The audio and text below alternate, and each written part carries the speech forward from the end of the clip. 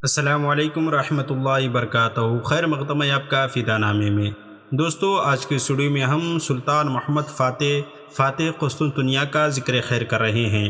اس امید کے ساتھ ویڈیو پسند آنے کی صورت میں لائک اور شیئر ضرور کریں اور فدا نامہ یوٹیوب چینل کو سبسکرائب کریں۔ جمادی الاولیٰ 871 کو مسلمانوں کو ایک ایسی عظیم الشان فتح حاصل ہوئی جس کی خوشخبری صدیوں پہلے تاجدار کائنات فخر موجودات محمد عربی صلی اللہ تعالی علیہ وسلم نے عنایت فرمائی۔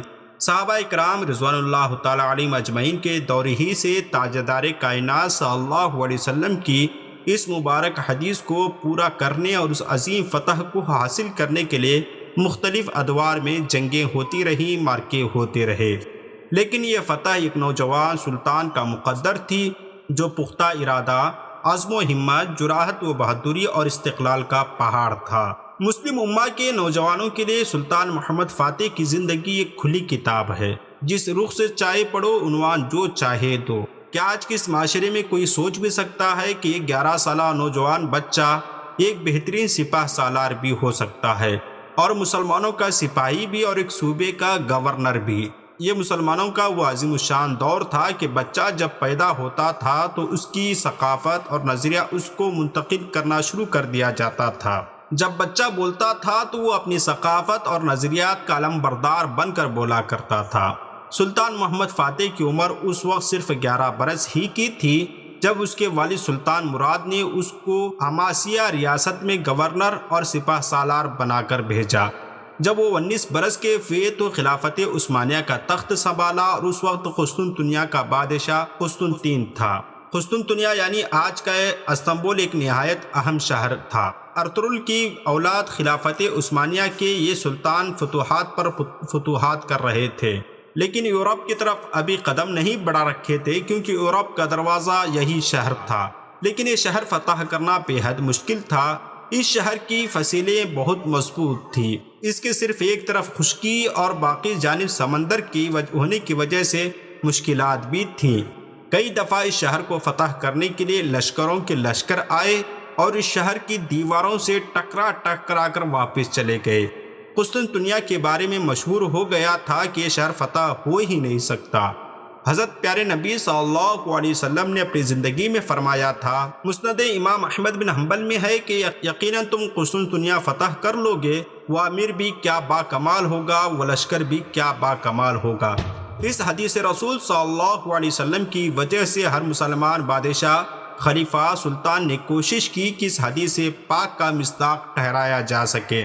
بازنطینی سلطنت کی تاریخ میں قسطنطنیہ پر کم از کم 24 دفعہ حملہ ہوا۔ سب سے آخری حملہ مسلمانوں کے عظیم الشان سپاہ سالار سلطان محمد فاتح نے کیا، اور اسی نے ہی یہ شہر فتح کیا۔ در حقیقت سلطان محمد نے تخت نشین ہوتے ہی قسطنطنیہ پر حملہ کرنے کی تیاری شروع کر دی تھی۔ یہ ان کا مقصد بن چکا تھا۔ سلطان محمد نے پہلے تمام باقی دشمنوں سے خطرہ ختم کیا، ویسے کہ انہوں نے امیر کرمانیہ سے صلح کر لی اور چند بغاوتیں تھیں ان کو ختم کیا، اور 3 سال کی معاہدے پر بنیاڑے سے بھی صلح کر لی۔ یوں سلطان محمد کو اطمینان ہو گیا کہ وہ سکون سے قسطنطنیہ پر توجہ دے سکتے۔ پہلا کام سلطان محمد نے یہ کیا کہ قسطنطنیہ سے تقریباً 5 میل کے فاصلے پر ایک قلعہ تعمیر کروانا شروع کیا۔ اس قلعے کی تعمیر کے دوران ترکوں کو کئی چھوٹی لڑائیاں قسطنطین کے سپاہیوں کے ساتھ لڑنی پڑی، لیکن یہ قلعہ بنتا رہا۔ یہ قلعہ 1452 عیسوی کے موسم سرما سے پہلے تیار ہو گیا۔ باسفورس اب عثمانیوں کے قبضے میں تھا، اور کوئی جہاز سلطان احمد کی اجازت کے بغیر نہیں گزر سکتا تھا۔ اب سلطان محمد نے باقی تیاریوں پر توجہ دی۔ ادرنا میں سلطان محمد نے 1.5 لاکھ فوج اکٹھا کی، لیکن صرف فوج کی تعداد ہی اس شہر کو حاصل نہیں کر سکتی تھی، چند مزید انتظامات بھی ضروری تھے۔ یہ شہر مثلث نما تھا، جس کے 2 طرف سمندر تھا، تو بری یعنی زمینی افواج صرف ایک طرف سے حملہ کر سکتی تھی، لیکن یہ حصہ کافی مضبوط تھا۔ ایک کے بعد دیگرے 3 دیواریں اس کی حفاظت کرتی تھیں۔ اندرونی 2 دیواریں حد درجہ مضبوط تھیں، ہر دیوار کا درمیانی فاصلہ 60 فٹ کا تھا۔ دوسری اور تیسری دیوار کے درمیان 100 فٹ کی گہری خندق بھی تھی۔ یہ دیواریں 5ویں صدی عیسوی میں شہنشاہ تھوڈیسس نے بنوائی تھی اور اب تک تمام حملے ناکام کر چکی تھی۔ قسطنطنیہ کے فتح کے لیے ضروری تھا کہ ان دیواروں پر تسلسل سے توپوں سے گولہ باری کی جائے۔ توپوں کا استعمال اس وقت ترک کر رہے تھے، لیکن سلطان محمد نے پرانی توپوں کو ناکام قرار دے کر نئی عظیم الشان توپیں بنوائیں، اور اربان نامی ایک عیسائی انجینئر اس وقت بازنطینی ملازمت چھوڑ کر سلطان محمد کے پاس آ گیا تھا۔ اس نے ایک بہت بڑی شاندار توپ بنا کر دی جس کے گولے کا قطر 2.5 فٹ تھا۔ اس کے علاوہ اس نے چھوٹی توپیں بھی بنا کر دیں جو تیزی سے گولے برسا سکتی تھیں۔ 6 اپریل 1453 عیسوی بمطابق 26 ربیع الاول 857 ہجری کو سلطان محمد نے قسطنطنیہ کا محاصرہ کر لیا اور عثمانی افواج دیواروں سے ٹکراتی رہی۔ دیوار پر چڑھنے کی ہر ممکن کوشش کی گئی۔ دروازہ توڑنے کی کوششوں میں بے شمار مسلمان فوجی شہید ہوتے چلے گئے۔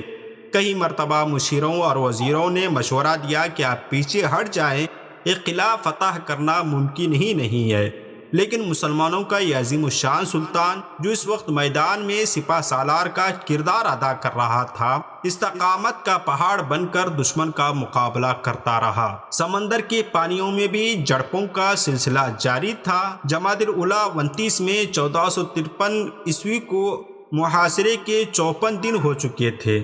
سلطان محمد اور اس کی فوج نے رات بھر عبادت اور دعا میں گزاری۔ 21 سالہ عثمانی سلطان محمد فاتح سپہ سالار بن کر غیر متوقع طور پر اپنی فوج کے اگلے مورچوں پر پہنچ گئے اور شہر پر زبردست حملہ کیا۔ توپوں کی گولہ باری کی وجہ سے جس جگہ سے شگاف تھا وہاں گھمسان کا رن پڑا تھا۔ سلطان محمد بھی عزم و حوصلے کا پیکر اور اس کے اعلیٰ مثال بنے ہوئے تھے۔ خود کمان سنبھال کر ایک اور شدید تازہ حملہ کروایا۔ ادھر رومی بھی بڑی بے جگری سے لڑ رہے تھے، لیکن ادھر سلطان محمد فاتح نے بذات خود بھی بہادری اور شجاعت کی زندہ مثال بن گئے۔ سلطان محمد کے شاہی دستے نے سلطان کی کمان میں آ کر ایسا کاری حملہ کیا کہ شاہی دستہ شہر میں داخل ہو گیا اور اس کے پیچھے عثمانی فوج داخل ہوتی چلی گئی۔ دیوار پر حسن، جو کہ شاہی دستے کا کمانڈر تھا، اس نے عثمانی پرچم لہرا دیا۔ یوں جمادی الاولیٰ 29 میں 1543 عیسوی کو یہ شہر سلطان محمد نے فتح کر دکھایا اور نبی مکرم صلی اللہ علیہ وسلم کی حدیث کے مصداق ٹھہرا۔ شہر میں داخل ہوتے ہی اپنا سر اللہ کی بارگاہ میں شکرانے کے طور پر جھکا دیا۔ سلطان محمد وہ نوجوان تھا جس کو اللہ کے نبی کریم صلی اللہ علیہ وسلم نے سینکڑوں سال پہلے با کمال اور بہترین قرار دے دیا تھا۔ مسلم امہ کے نوجوانوں کے لیے سلطان محمد فاتح جیسی کئی مثالیں موجود ہیں۔ کاش ہمارے معاشرے کے نوجوان ایسے واقعات سے عبرت حاصل کریں۔ اسی عظیم الشان معرکے میں کامیابی کی وجہ سے سلطان محمد کو فاتح کا لقب ملا۔ اب تاریخ اسے سلطان محمد فاتح کے نام سے جانتی ہے۔ سلطان محمد فاتح نے فتح قسطنطنیہ کے بعد فصیل شہر کے قریب مدفون میزبان رسول صلی اللہ علیہ وسلم حضرت ابو ایوب انصاری رضی اللہ عنہ کے مزار اور مزار کے ساتھ ایک مسجد تعمیر کروائی اور اس مسجد کا نام جامع ایوب رکھا گیا۔ سلطان محمد فاتح نے یونان، بوسنیا، کریمیا سمیت کئی یورپی علاقوں کو بھی فتح کیا۔ بہت سی یورپی ریاستوں کو اپنی اسلامی سلطنت کا حصہ بنایا اور فوجی مہمات کے ساتھ ساتھ سلطان محمد نے عثمانی سلطنت میں علوم و فنون کے فروغ پر کافی توجہ دی۔ یہ کہا جا سکتا ہے اور کہنا حق بجانب ہوگا کہ ترک قوم اور ترکی میں آج جو تعلیم کا فروغ نظر آتا ہے اس میں عثمانی حکمرانوں اور خصوصاً بالخصوص سلطان محمد فاتح کا بڑا کردار ہے۔ بالآخر با کمال و با کردار سلطان محمد فاتح نے 6 ربیع الاول 886 ہجری بمطابق 3 مئی 1481 عیسوی میں 51 سال کی عمر میں وفات پائی۔ قسطنطنیہ میں مسجد کے احاطے میں سلطان کی تدفین ہوئی۔ ہماری دعا ہے کہ رب قدیر آپ کے درجات بلند کرے اور آپ کے توسل سے ہمیں بھی جنت کا حقدار بنائے۔ ملتے ہیں اگلی ویڈیو میں، تب تک آپ اپنا اور اپنے پیاروں کا خاص خیال رکھیں۔ ویڈیو پسند آنے کی صورت میں فدا نامہ یوٹیوب چینل کو ضرور سبسکرائب کریں۔ السلام علیکم۔